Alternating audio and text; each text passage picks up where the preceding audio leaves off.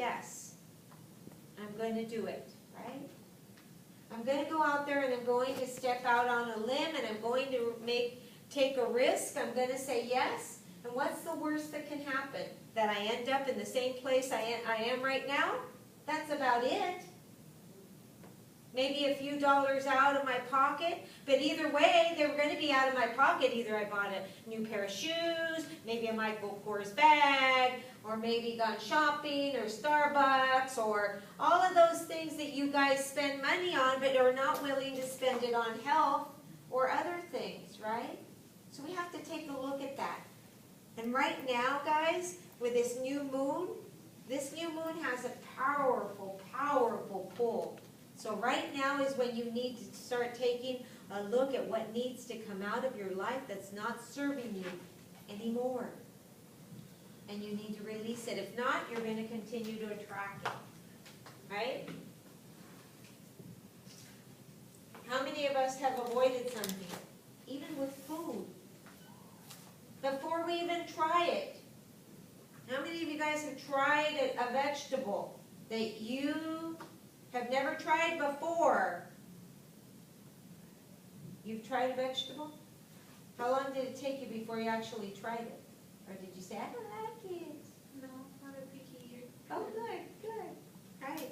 But how many of us, I know in my family, if I say, try this, let me give you an example. Today I made a smoothie because we usually have what we call the Yogi Cleanse all on Monday, right? So I did a smoothie, and in the smoothie I threw some zucchini, some raw zucchini, some banana, some spinach, and some other things in there.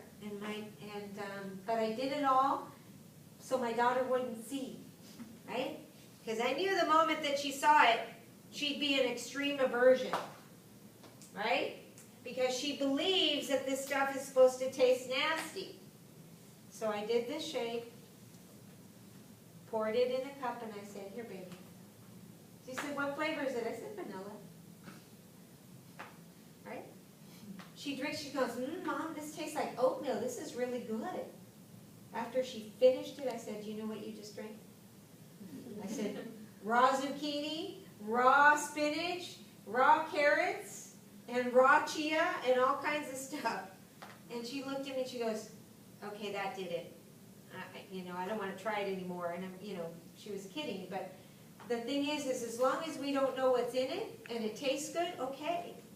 But we already say no before we've even tried it, which is where we need to say yes and figure out how. We got to let go of the control. The reason that we are so unhappy sometimes is because we're so wanting to control the outcomes. We want it to be exactly how we want it to be. You get everything you want in life. You don't even realize that. But it may not look in the same way that you want it. Let me give you an example. So we were doing an investment, and I wanted this one home that would have a pool and all of this, and some 5 bedrooms or whatever, and all of this. But I wanted a certain house. I had already seen that house, so I wanted that house, and I was trying to pick it right, and all of this stuff. Well, a better thing came onto the market, but because it wasn't the one I wanted, I said no. And that one was a better buy, and I lost the opportunity. I lost the opportunity. Later on, a week later, after I already said no to that one, they lowered the price another $100,000. I could have shot myself in the foot. I did shoot myself in the foot, right? But it was like, holy bajolies, right? I was right here. I was in aversion because I was trying to control the outcome.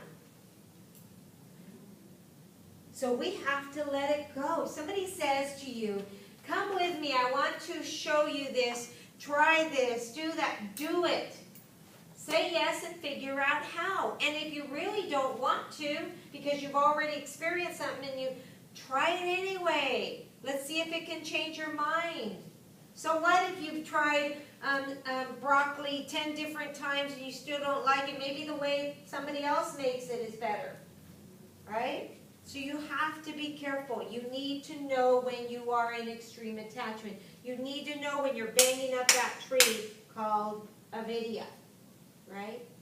And then you have to clear it out. And I'm not saying it's easy. And I'm not saying that there's always going to be a positive outcome. But the thing is the first step in healing, as I've told you before, is awareness. When you are in awareness that this is what you're doing, whoo, things begin to happen. Things begin to open. Things begin to change. Okay? Same thing in our mat, guys. Everything I speak, think about it. How's that going to look on our mat? How's that going to look on our mat? Elizabeth, how's that going to look on our mat? Try different positions. Good. Try different positions. Lena, how's that going to look on our mat?